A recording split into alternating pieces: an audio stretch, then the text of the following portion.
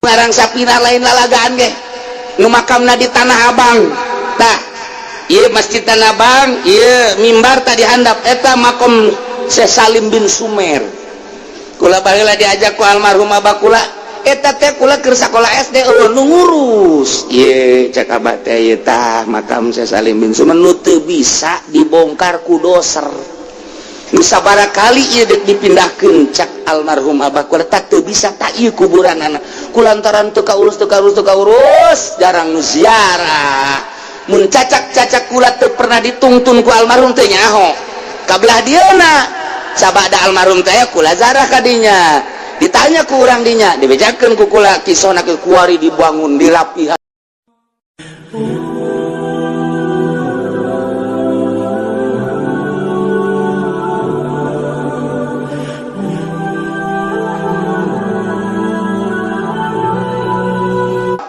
Allahumma ya rafi'ad darajat Allahumma ya rafi'ad darajat Allah. Syekh Nawawi teh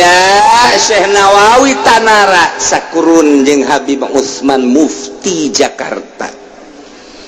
Habib Utsman geus jadi mufti, Syekh Nawawi mah masih keneh budak keneh tapi geus tenar keistimewaan Syekh Nawawi Tanara budak ge hartina bebelasa Syekh ini tina Habib Utsman mah geus jadi mufti geus kira-kira bangsa umur 50-an jadi kolotan Habib Utsman mufti pertama Jakarta eta teh nyeun masjid dipermasalahkeun pan Habib Utsman mah jago palak dipermasalahkeun kiblatna kulantaran rada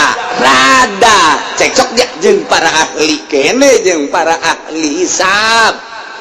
akhirna diantep begitu diantep Syekh Nawawi nyabat ka Jakarta katawaduan Habib Utsman teh Syekh Nawawi batu kacaritakeun Habib turusna ka Banten aya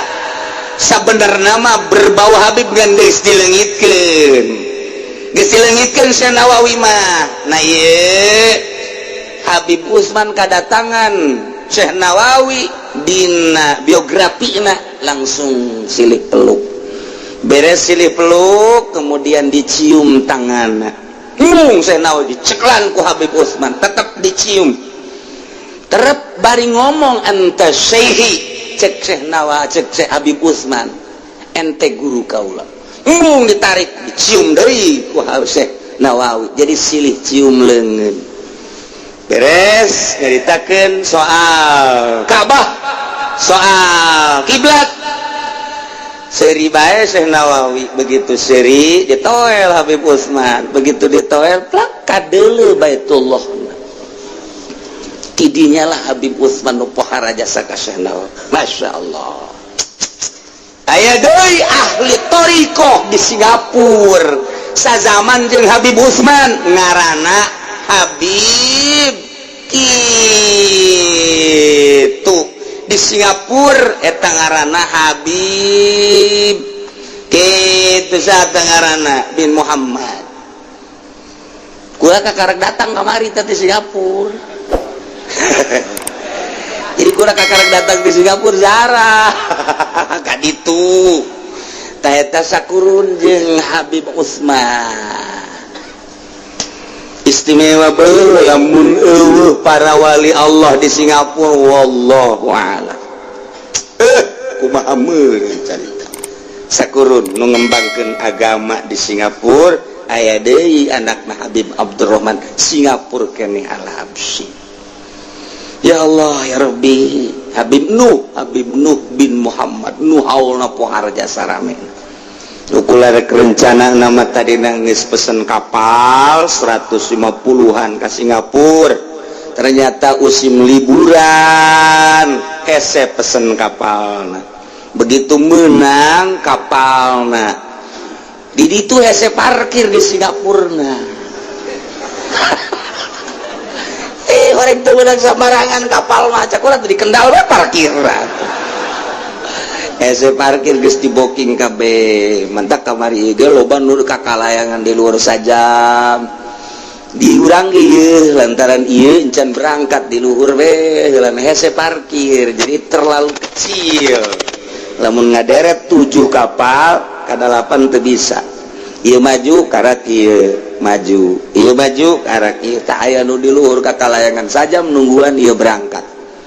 kulantaran wejang parkir aya nama disadiakeun parkir ngan mahal mayarna 2 kali lipat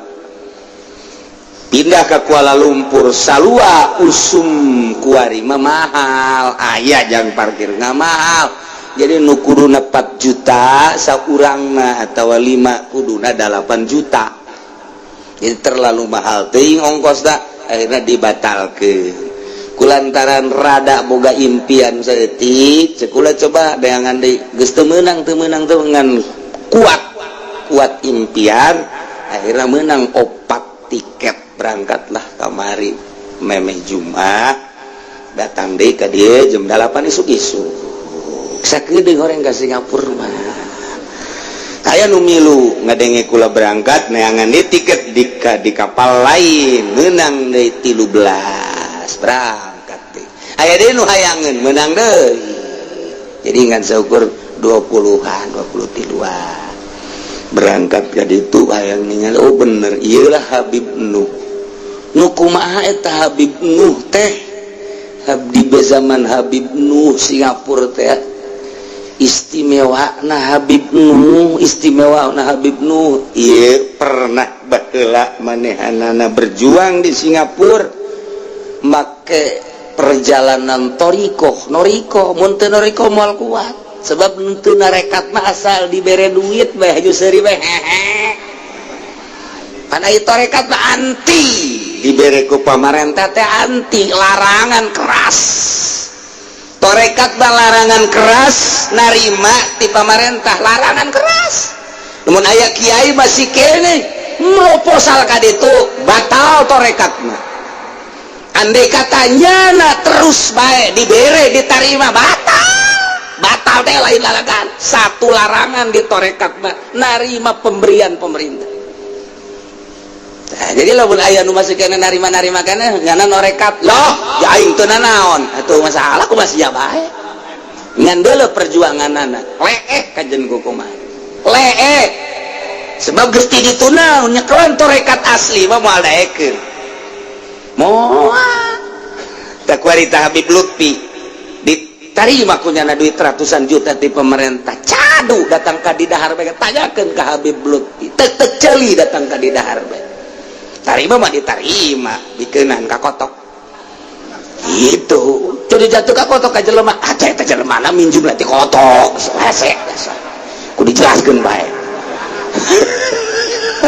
berarti teh kotok builer masalah eta cokot sama pitah mun teu dicokot mah ngan moal di dahar moal aya jelema nu norekat ngadahar di ti pamarentah moal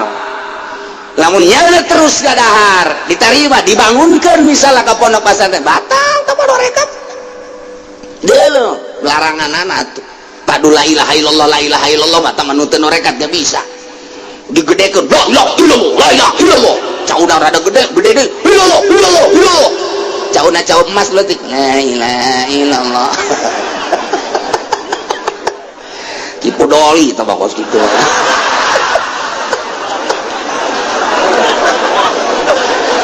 aduh salah lakur moal nu norekat maka jen kumaha ge Syekh Asnawi caringin narima tilok di dahar geus larangan moal lazat ibadah ka Gusti Allah leeh perjuangan anak kajen kumaha saya Habib Nuh salah sahiji penerus penegak agama di Singapura pohara jasa meme Habib Nuh baheula eta mah tahun 1262 baheula eta mah Habib Usman belah dia 1300 ieu mah baheula aya ngaranna Kiai Ismail Al-Khalidi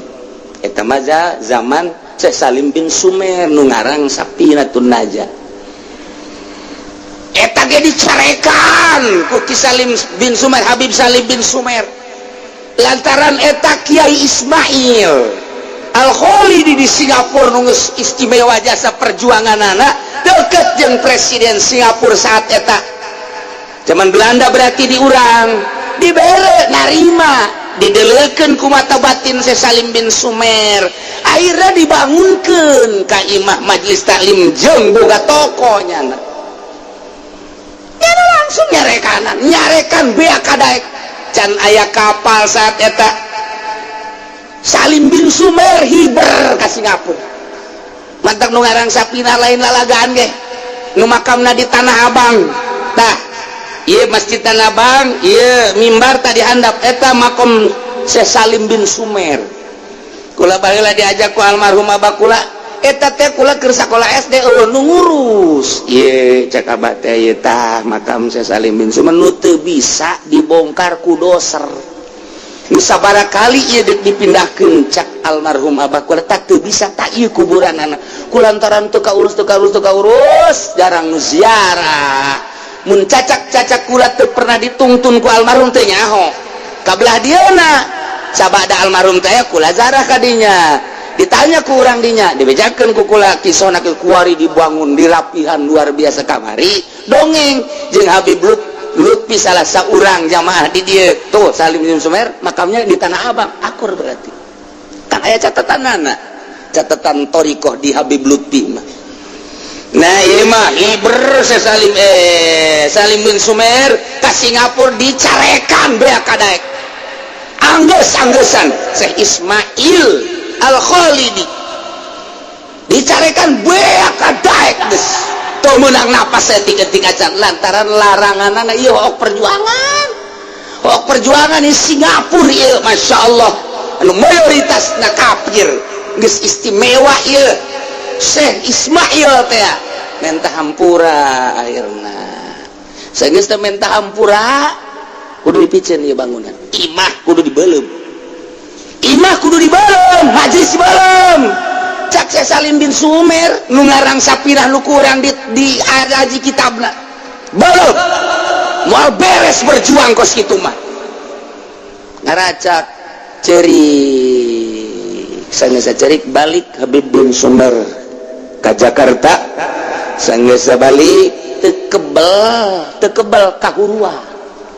imah kahuruan majelis taklim kahuruan pondok pesantren kahuruan boga toko kitab jana di negeri Singapura kahuruan bea anggeus sama kahuruan kabeh cerik Syekh Ismail Al-Khalidi cerik sageus cerik tapi aya bunga artina bunga nama beak teu kudu dibeuleum ka beuleum sorangan ku guru Habib Salim bin Sumer tadi beuleum beja hook akhirnya ka beuleum geus kitulah gerak Allah deuk disalametkeun mah cerik terus bae sageus cerik datang deui Habib bin Sumer Habib Salim apa yang ditangisi oleh kamu rumah itu bukan rumah jahanam atau Habib pana geus ngomong itu bukan majlis api neraka itu bukan pondok api itu bukan toko itu api untuk apa makan di situ pemberian dari raja gak boleh terima kasih Bib cak muridna cuman saya mah pengen supaya ada lagi aja ini kitab-kitab saya sebab kitabnya makan asli uang dari saya kalau tokonya itu pemberian dari raja tapi kalau kitabnya makan uang saya udah kamu kembali lagi ke semula berjuang lagi melalui keyakinan kamu ya merem ngadoa Habib Salim bin Sumer begitu ngadoa perem bentak geus gajogrog di toko kitab berikut jeung kitab-kitab daya kan mentak lain lalagaan di Salim bin Sumer Masya Allah karim lain jelema leutik tidinya lah Syekh Ismail Al-Khalidi sujud pun cara kurang sujud takriman pohara jasa ya guru guys ia mah hanya untuk sebuah pembuktian saja cek Syekh Ismail saya sudah tidak ingin lagi dengan dunia geus teu boga imah teu boga majlisnya na dakwah istimewa kulantaran harita zaman rit pindah Syekh Ismail Al-Khalidi ke Malaka, mautlah di Malaka. Jadi maut teh di Singapura, nu maut di Singapura nu neruskeun zaman Habib Usman, Habib Nuh bin Muhammad. Tah jadi di Singapura lamun waliullah ma wallahu alam. Kula datang kan ke Singapura kamari ka ditu kan maka samping barang di deuleu di ditu nu mara ke samping. Boro-boro samping awawena ge hampir carana nu mara ke carana panjang, masyaallah mara ke carana pendek sedangkan kulana resep atuh mantep. Aduh, mantap jasa, mantap jasa, secara real jasa. Aduh, ke Singapura kos gitu. Baikkan carang nujarah ke Singapura, merenang besi kapita kurang Singapura. Iji kedua dahar harese, lantaran mayoritas tadi itu makafir, daging babi ambalaya. Ngan ayah di itu nasi Padang. Itu orang Padang bisa anway deui. Nyin wa Padang ngan warteg warteg. Mun aya laku tah. Bedakeun ka orang Tegal nyin warteg gitu di Singapura. Ikir cerita Syekh Nawawi mapatahan niat ka orang nawaitu somagodin an adai fardhi syahri ramadhani hadhihi sanati lillahi. Niat dipeti ya Allah, jauh jasa kehirupan ulama-ulama jeung urang kunaon urang mah dibere hayang bae ka dunia resep atuh minimal anu remeng-remeng mah ulah atuh aing ngaran ustad jeung kiai mantak begitu urangnya hojrona thariqah lain zikirna thariqah mah orang eta larangan hese urang lamun maca ihya eta Imam Hanafi segede Imam Hanafi dibuju ku Raja Harun Ar-Rasyid. Imam Hanafi waktu eta kan keur di Mekah di Madinah, datang Raja Harun Ar-Rasyid ke Madinah, maksudna dek Mekah. Begitu pertemuan di Madinah, dibere duit jang meuli imah lantaran ditanya, "Wahai Hanafi boga imah heula?" Cekna, "Teu abdi mah teu boga imah." "Teu bogana naon abdi mah?" "Kunaon atuh teu meuli imah isin ka Kangjeng Nabi?" "Kendaraan boga henteu." Kunaon tuh isin ka Kangjeng Nabi abdi naik kendaraan anu bagus misalnya di handapeun taneuh aya Kangjeng Nabi suul adab batur mah boga pikiran kos kitu urang mah kakarak dibere hotel rada jore bae geus ngaremeng bae ta pimpinan sial ta pimpinan goblok tolol hotelna jore jasa tuh Syekh Imam Hanafi zaman harita zaman Abbasiyah kaopat isine naik kendaraan Syekh kendaraan bagus Imam Hanafi lantaran ingat di jero taneuh aya Kangjeng Nabi nupang mulia-muliana manusia dibandingkeun jeung malaikat Jibril jeung muliaan Kangjeng Nabi aya urang ngeunahan di luhur make kendaraan bagus teu hayang cek Imam Hanafi isin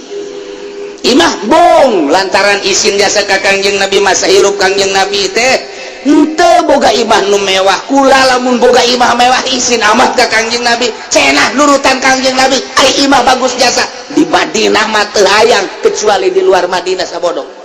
bong di Madinah mah isin ka Kangjeng Nabi nu mantak Imam Hanafi mempuasa bae di Madinah isin ka Kangjeng Nabi urang Indonesia ke Madinah daharna dibere 2 kali ge dirangsung geus protes 3 kali di luar eta dahar deui geus acak-acakan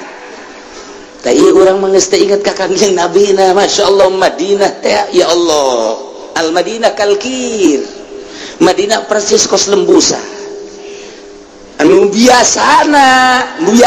lembusan eta paranti ngabersihan emas dek dijieun dibeuleum tiup heula kena kokotorna supaya jadi emas anu murni. Kitu kene manusia datang ke Madinah, tiup ke Madinah, masya Allah, jag awakna, jag hatena, imanna gede Madinah. Mantak datang ke Madinah, orang kurang istighfar, diberi muriang baik. Eta muriang teh anugerah ti Allah keur dibersihan. Orang mun datang ke Madinah teu muriang acan berarti teu dibersihan. coba mending muriang atau mending ulah, bingung orang.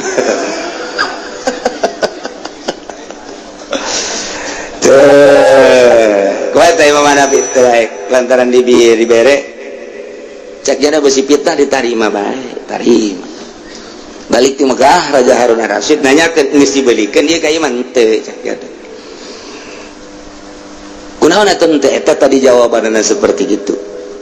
Tah ieu Imam Hanafi dipaksa dek dibawa ke Baghdad ku Raja Harun Ar-Rasyid dek dijadikeun mufti dunia saat eta embungeun Imam Hanafi teh embung bae boh duitna Imam Hanafi dibagikeun ti raja teh nya nama tetep embung narima duit ti raja padahal Raja Harun Ar-Rasyid mah kasukeun raja adil kene tetep embung bae norekat kos kitu tah besi kabita ku dunia hiji we Allah masyaallah. Itu balik Imam Hanafi ke Baghdad didatangan di Raja Harun Ar-Rasyid dipanggil kita ke istana dipaksa kita jadi mufti kita ngabagikeun baitul mal kita ngabagikeun zakat sesuai jeung aturanana kumaha tah Imam Hanafi tetep bae embung bahkan ditarohkeun ku Raja Harun Ar-Rasyid daek narima salamet teh daek narima bakal dipecut 20 kali pecutan kumaha eta ngabageun Imam Hanafi teh baik akhirnya dipecut 20 kali pecutan balik ke imah ditanya ke muridna cek Imam Hanafi wanian kena dipecut ku raja 20 kali pecutan daripada dipecut jaga di neraka jahanam otakna jeung pikiranana kaditu matak luhur Imam Hanafi mah masyaallah jelema nu teu daek narima duit ti pamarentah teu ngadahar maksudna luhur Habib Lutfi digogoreng ku saha luhur bae kabar ieu Habib Umar condet narimaan nya nama biasa bae tilok di dahar luhur urang lamun nyaritakeun jelema-jelema lalur tilok aya anu di dahar duit ti pamarentah mah tama getih rakyat kiai anu ngadahar pemberian ti pamarentah sarua jeung ngenyotan darah rakyat pikir tak ku ieu pikir gajukeun proposal diberi 100-200 dibangunkeun ka pondok keur dideulekeun bae ku urang eta santri nincakan getih rakyat hees di getih rakyat nu mantak bangun majelis duit ti pamarentah bangun pondok duit ti pamarentah teu betaheun santrina ngajegir majelis taklim 2 tingkat santrina kotok negeri kaju kudu kumaha atuh jeung pamarentah biasa urang jasa bangsa sanagara aturan pamarentah hayu silih toel ngan pelebah kiai nu deuk beneran ulah narima duitna doa toel pamarentah ketika salah kiai ajak babarengan berjuang ulah ngeula duit lah berjuang mah tuh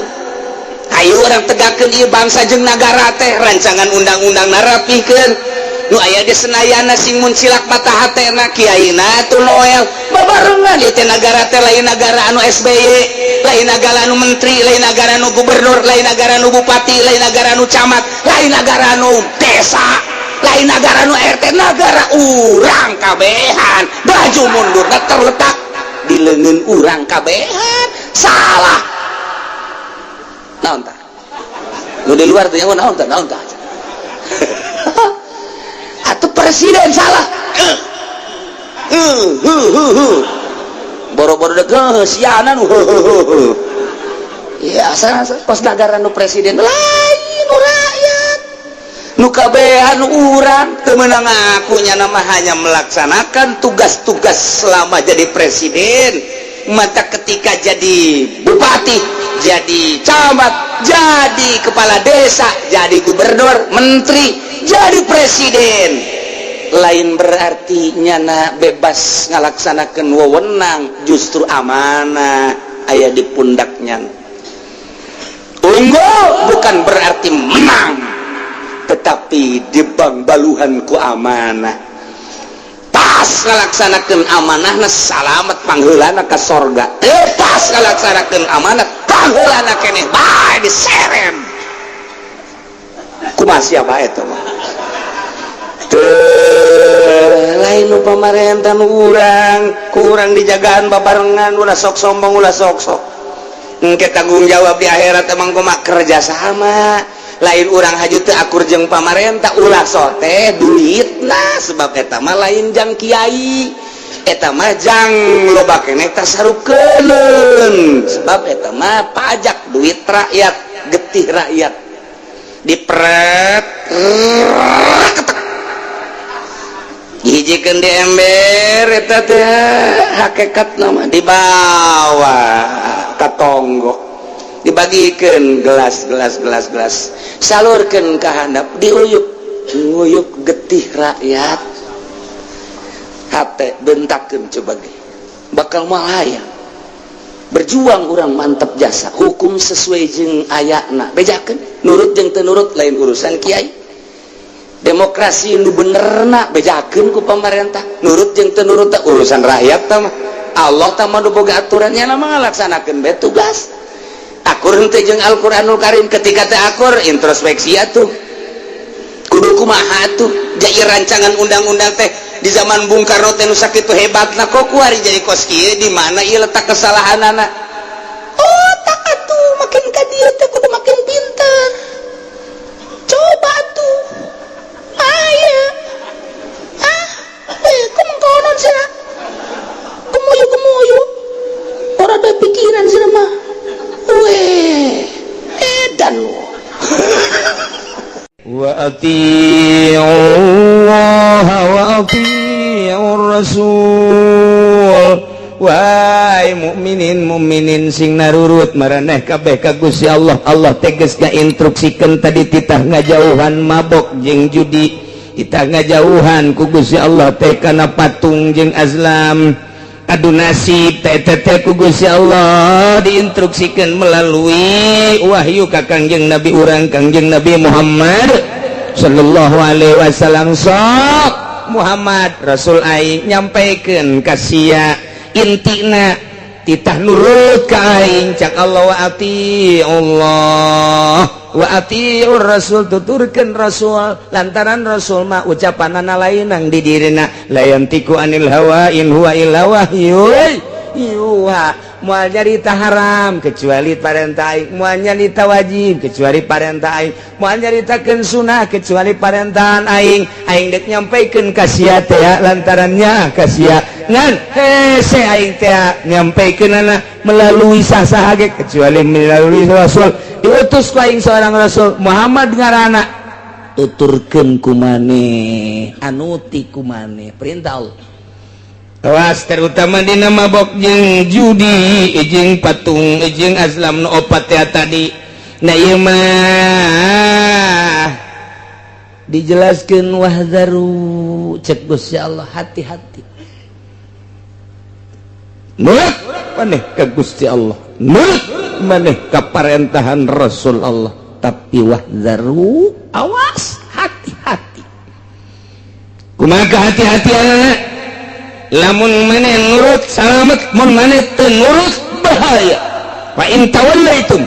maka lamun maneh mengo mun maneh ngabalieur lamun maneh teu nuturkeun ka perintah Allah teu nuturkeun teu ngajading kana ucapan Kangjeng Rasul perintah-perintah Kangjeng Rasul ku maneh teh dihirup fa'lamu kanyahokeun ku anjeun annama ala rasulinal balagul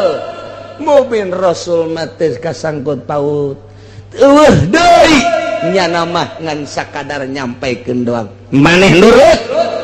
salamet maneh teu nurut bahaya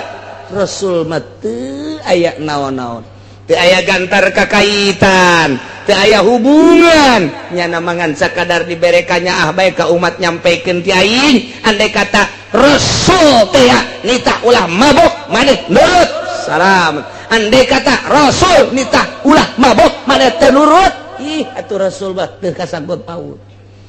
lantaran Rasul mangan sakadar annama ala rasulinal balagul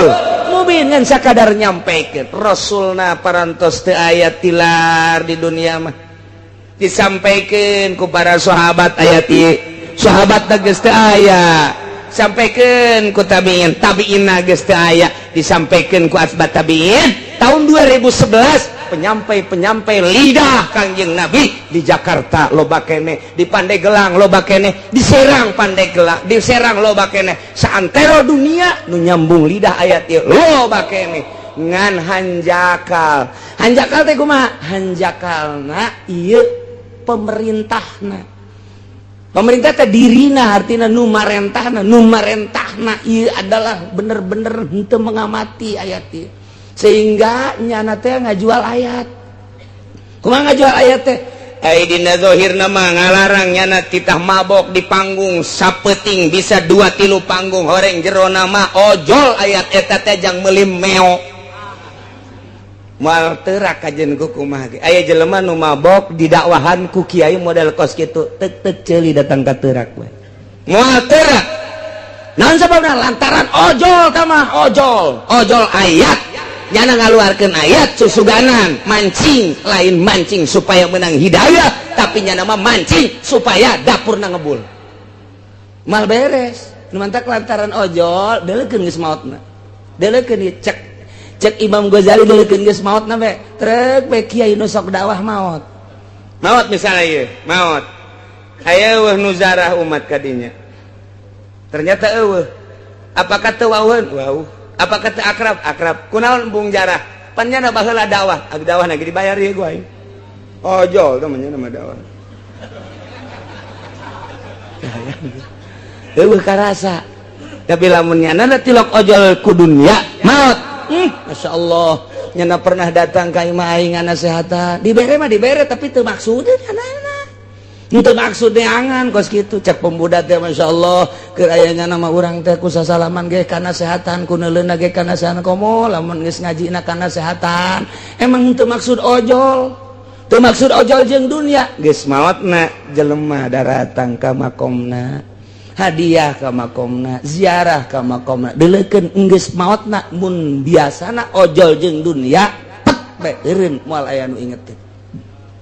eta teh rahasia anu luar biasa terahasia anu luar biasa maksudna Imam Ghazali dek garitakeun keikhlasan jelema deuleu geus maotna bae nu mantak urang zararah katua ka naon kitu ngaranna ka Maulana Hasanuddin ahli ikhlas urang ngajarahan ka Maulana Yusuf ahli ikhlas urang ngajarahan deui kitu ka mana kana jadi ka Ki Ayasnawi ahli ikhlas asal ahli ikhlas jelema ku Allah digiring-giring ditakusaha eta zarah aya nu ngagiring-giring eueuh di lembur urang aya jawara paeh hayang urang jarah ka dinya atuh henteu pancena sok nganasehatan nganasehatan gatunya mah marah aya kiai maot teh henteu dijarahan ku muridna acan muridna ge santrina ge teu jarah-jarah acan sangheuk bawatna teu bisa dibobodo nurani mah kunaon eta baheulana jago mah ngajago ngajina hebat mah hebat ngajina cuman ojol jeung dunia lamun ditanya kunaon sih teu daek jarah henteu lah kunaon emang pan ngadidik sia atuh ngadidik ge bae lah aing sok dipentaan asal aya anu ngaji bae tah murid aing sing ade eta hancengan aing teh sing ade nu nanya masalah bae jadi murid oleh kaum mana tuh sekali nanya sejutanya yen pondok menta yen majelis menta ojol teh kos kitu ngaran mal beres yen kudu yen majelis panyanana atuh aya masyarakat teh yen majelis aya nyana meuli apansa eta goblok kiai di Singapura kos kitu eta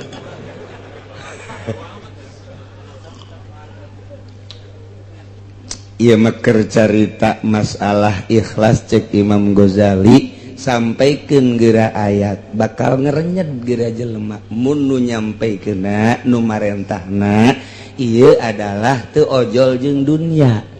sok wahai para pemuda nyaahan diri maneh jamual ngora bae jeung sing hade isuk pageto teh anjeun bakal maot sedengkeun maot teu ngolot teu kolot teu ngora eureunan geura ge mabok ku sakitu bae nyanana teu boga pikiran hayang dibayar dakwahna aya bae 2-3 manu eureun sana aja nu maju aya 10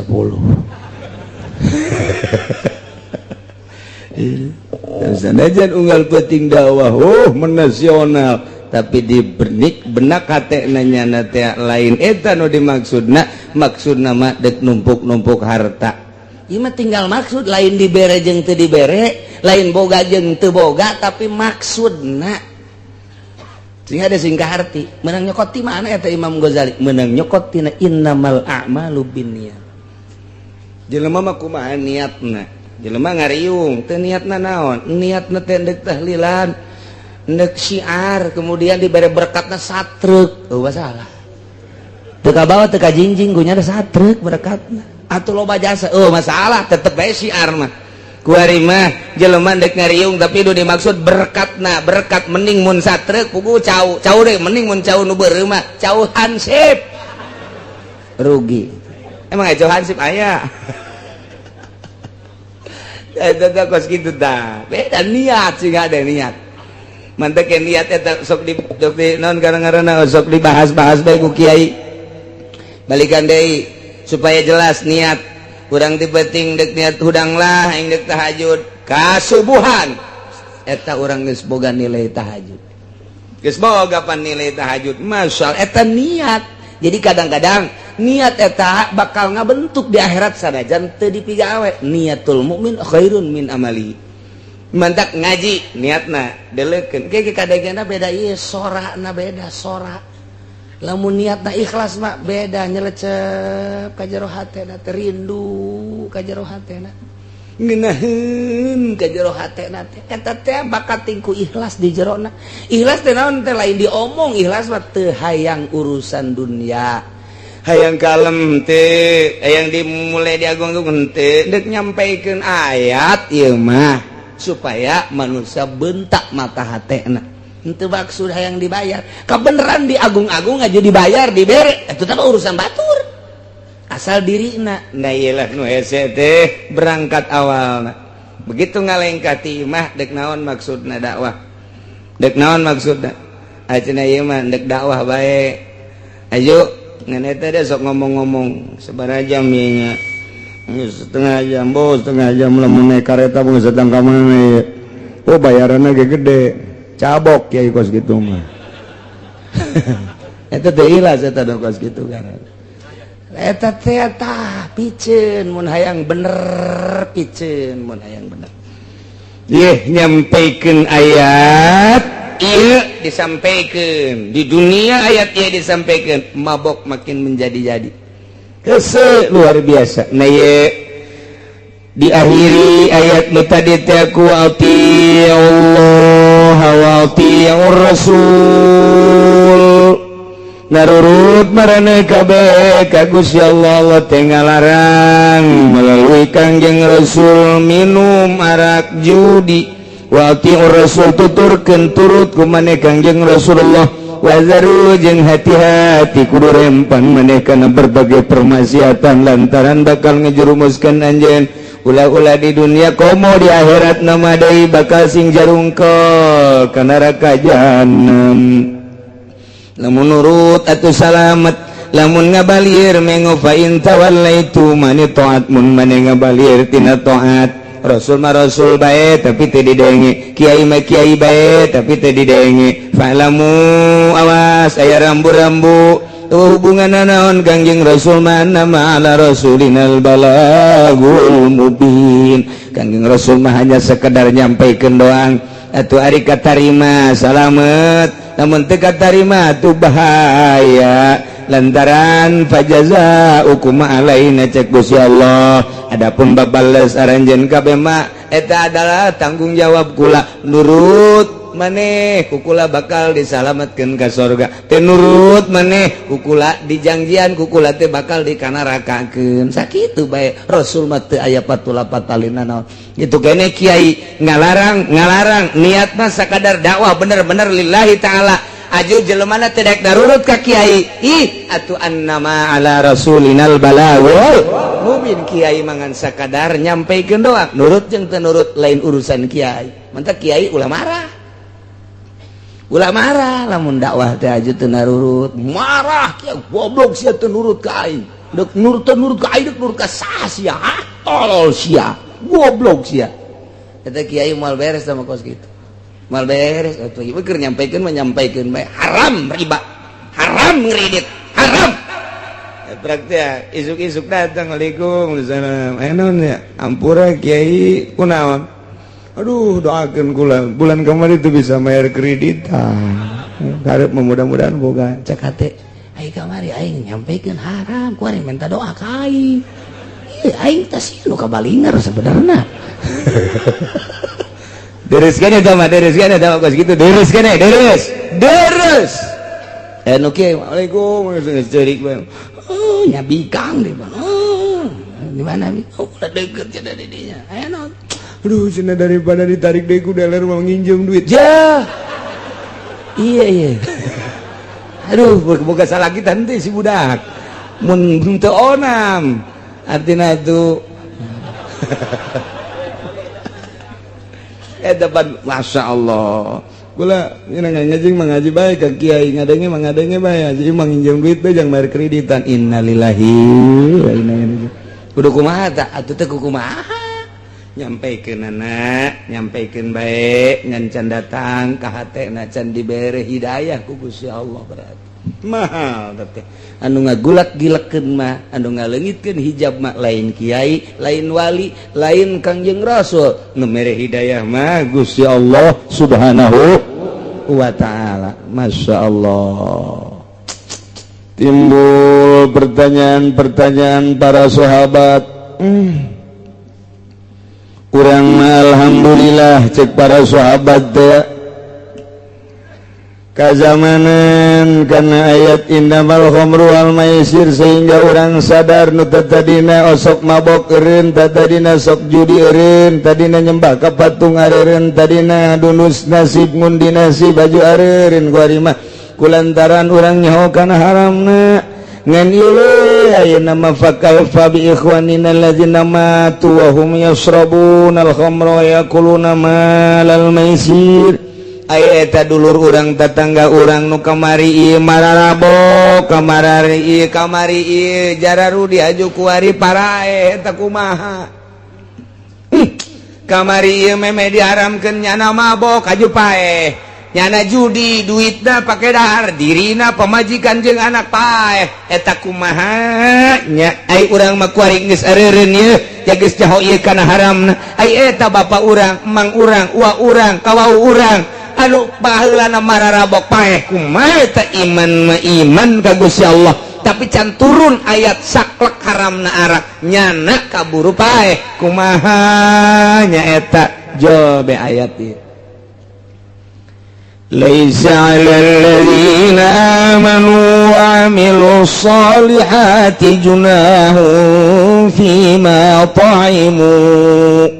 idza mattaqaw wa amanu wa 'amilus solihati thumma ittaqaw wa amanu thumma ittaqaw wa ahsanu wallahu yuhibbul muhsinin. Cek Gusti Allah laisa 'alal ladzina amanu wallahu alam bimuradi teu aya tetep ka jelema nu ariman ngimankeun geus amilus solihati bahkan beramal soleh junahun dosa teu kadosaan fima taimu dina sagala rupa hasil-hasil nu kumanehanana di dahar lamun dina arak mah kunyana diinum nginum arak wal maisir hasil daripada judina kunyana di dahar dirina jeung pemajikan keluarga eta mapan qoblat hari memeh diharamkeun artina jelema nu baraheula iman ka Gusti Allah jeung Rasulna bahkan nyana ngamal soleh ngan encan turun ayat kasaklekan haramna diharamkeun nginum arak jeung judi kemudian nyana kaburu maot cek Gusti Allah laisa junahun teu dosa 'alal ladzina amanu wa 'amilus solihat bagi jelema nu ariman terus amal soleh fima ta'imu dina naon nu kunyana nu diinum arak diinum hasil judi kunyana di dahar asal idza mattaqaw wa amanu wa 'amilus solihat di mana aranjeunna takwa di mana aranjeunna iman, di mana aranjeunna beramal soleh. Asal iman takwa beramal soleh masalah lantarannya maot memeh diharamkeun secara mutlak. Dikuatan deui ku Gusti Allah. Summa taqwa amanu, inget yang penting mah takwa jeung iman, modalna syaratna asal takwa jeung iman. Tambahan deui ku Gusti Allah, summa taqwa ahsanu. Nu penting mah takwa jeung ihsan. Nu mantak aya 3 di dieu teh ittaqau teh loba amat. Aya rahasia henteu teh barang dibongkar ku ilmu bilagah mah. Nomor kahiji aya idza mattaqau wa amanu wa amilus solihat. Nomor kedua summa taqau wa amanu. Nomor katilu summa taqau wa ahsanu. Aya 3 ittaqauna. Loba amat atuh cukup bae hiji. Ittaqau anu awal mah eta adalah jang pribadina. Ittaqau nu kadua mah jang pribadi jeung halayak rame. Ittaqau nu katilu mah jang dirina halayak rame jeung ngalaksanakeun ihsan. Nu mantak aya iman, aya Islam, aya ihsan.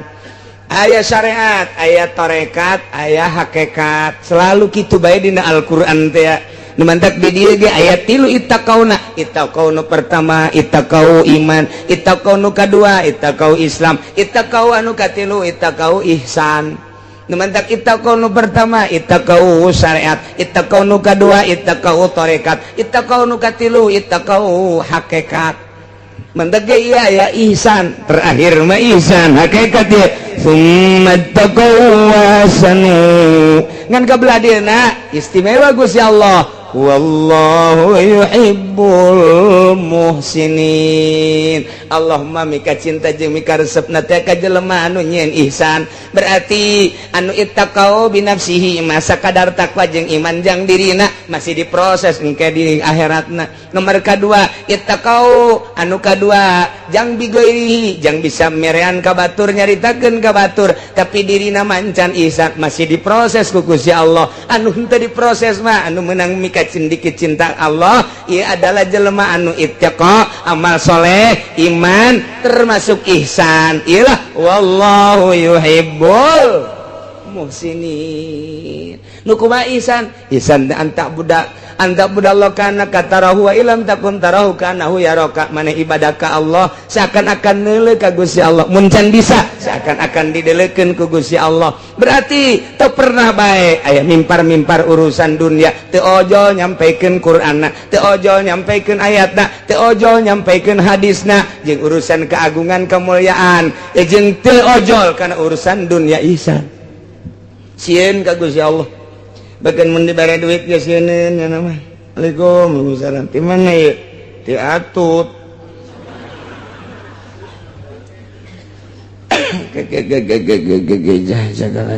Ai butuh ieu ka duit teh. Ieu teh pan keheulanya halal apa haram. Kitu ahli Allah. Kela dieu kala. Sabaraha duit?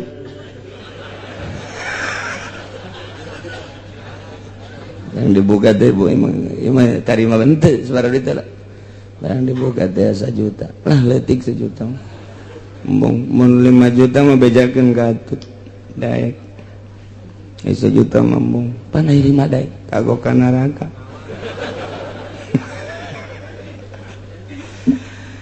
Aduh, nengan daftaran bae cenah daftaran eta naon kadang-kadang KTP. Maksudna dek di umroh-umrohkeun. Ini umroh jadi ganjaran apa henteu? Kunaon teu berpikir, Masya Allah. Ieu ayat lain lalagaan. Gusti Allah cukup bae teh make ittaqauna hiji bae. Cek ahli bilagah mun hiji ge cukup. Tapi make ayat 3 ieu teh lain lalawara. Ya Allah ya Rabbi. Maka idza mattaqaw wa amanu wa amilus solihat. Hiji mereka 2 summat taqaw wa amanu 2 mereka 3 summat taqaw wa ahsanu. Masya Allah 3 ittaqauna ge hati-hati sing rempan maneh awas hati-hati karena berbagai paharaman jeung permaksiatan. Imankeun ku anjeun beramal anjeun kana amal anu soleh hiji berarti syariat tambahan deui ku Gusti Allah summa taqaw amanu mentaka dieuna ge make tafsiran Imam Jalal teh sabatu ala taqwa wal iman di jerona teh geus tetep takwa jeung iman ngan kuari ngalaksanakeun nya nanti akana intisari takwa jeung iman torekat ngaranna suluk disebut berangkat kuari mah lain sakadar iman tetapi nyana berangkat hati teh supaya bener-bener deket jeung Gusti Allah supaya datang ke mana ya supaya datang diri nate ka Gusti Allah emang Gusti Allah bisa ditempuh jalan mana bisa ente naik kereta bisa ente naik kapal atau naik Apollo oh otak nancan datang eta budak Gusti Allah mah di mana-mana aya tapi lain berarti eta Gusti Allah kumaha tuh ngaji nu mantap ge jangan ngajinya terus bae atuh otakna pendek jasa sia mah campur jeung naon wayah ngaji wayah datang ka imam nonton TV melulu HP bae meuli nu anyar deui oh budak trizi HP na geus mending mun warakene aki-aki geus bau kuburan mamawa HP keneh bae ya Allah ya Rabbi tak aki-aki buang ka warah jas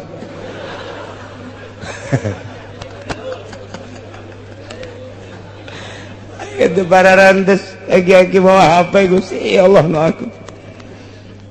ieu pasti aing dipake kagredet ya ku Amerika naon sebabna perusahaannya napaan waduh bahaya ieu cenah kieu ngalarang meuli HP waduh aing nyeunan HP kunyana dilarang aing mah ngan ngalarang doang ieu meka ya tetep ki hajina ge meuli bae ngan ngomong bae heulanan ieu mah lamun dek bener-bener nyana make ittaqau nu kadua tenden HP selamat berpisah aku mendengar pengajian dari Kiai ternyata engkau harus pisah dengan berat hati aku bisa terpisah denganmu tetapi demi menuju Gusti waduh engkau akan aku tinggalkan tapi ai dijual mah moal si HP bisi aing hayang deui setengah hate teh jelema teh setengah hati kudu nalan pican plus meuli deui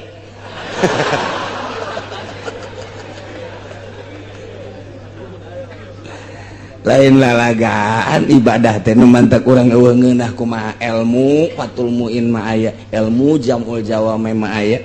ilmu tafsir mah aya kok eueuh ngerenyet cenah ibadah eueuh ngeunah asal eueuh ngeunah bae ge kadeuleu jelema mah sinarna eueuh emang kumaha gitu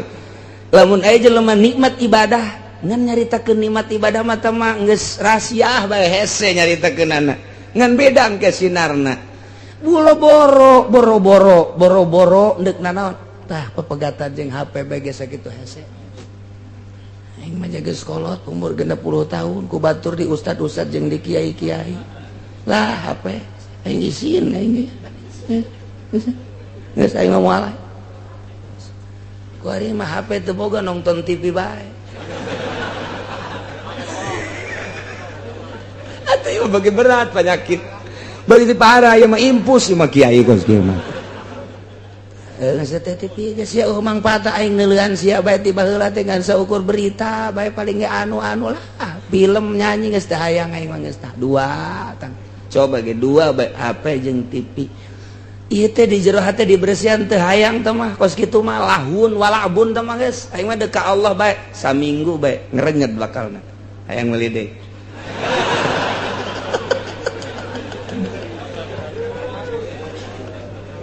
aduh menang saminggu dari cokot deui HP tidak kuat aku berpisah denganmu jaringanku kurang sehingga undangan ngeriung kok enggak ada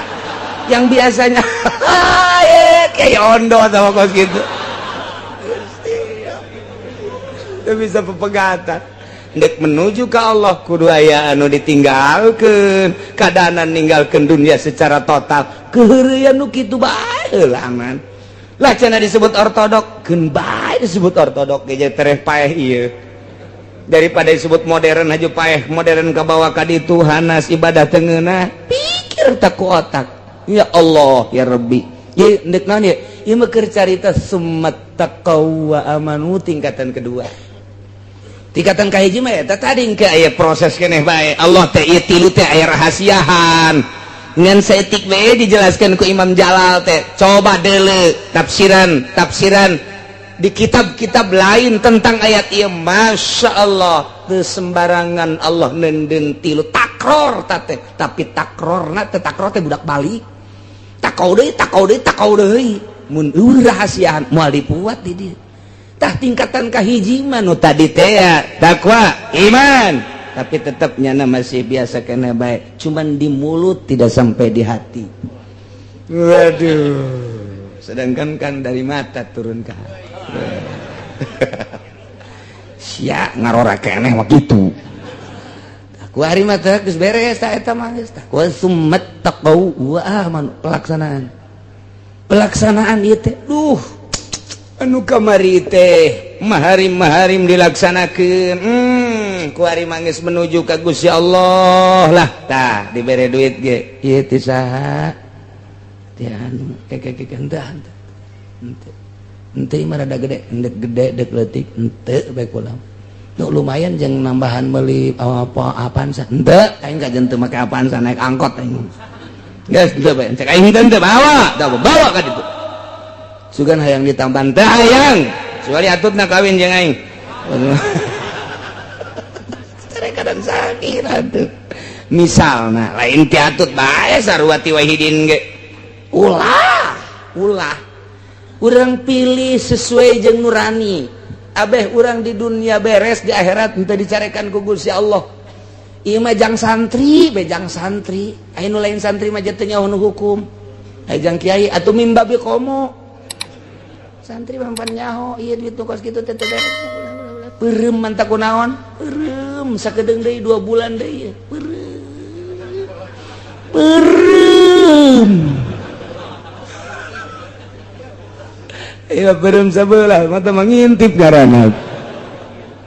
aya nu kieu bae cenah aya di ditu cenah aing kiai batur mah aing di ustad aya anu pae ngundang ka aing ngariung ka aing muludan ge aing kaundang tapi ieu aing can diambeun meureun nya jen can ti kulon can aya ti wetan can aya aing mah meureun kunya lain pajar jelema kadal meureun dek ngeunaheun kumaha ibadah ikir carita summat taqau panyakit eta teh kos kitu teh geus HP panyakit TV panyakit jaringan panyakit duit nu teu pararuguh panyakit lepaskeun geura eta sok kudang peuting usolli Allahu akbar maaf engke bakal kabayang guru ikhlas urang bakal Allah mere kos kitu heula teu bae kiai anu mah meureun ngeunaheun sok aya angker di jero hate Allah tambah ikhlas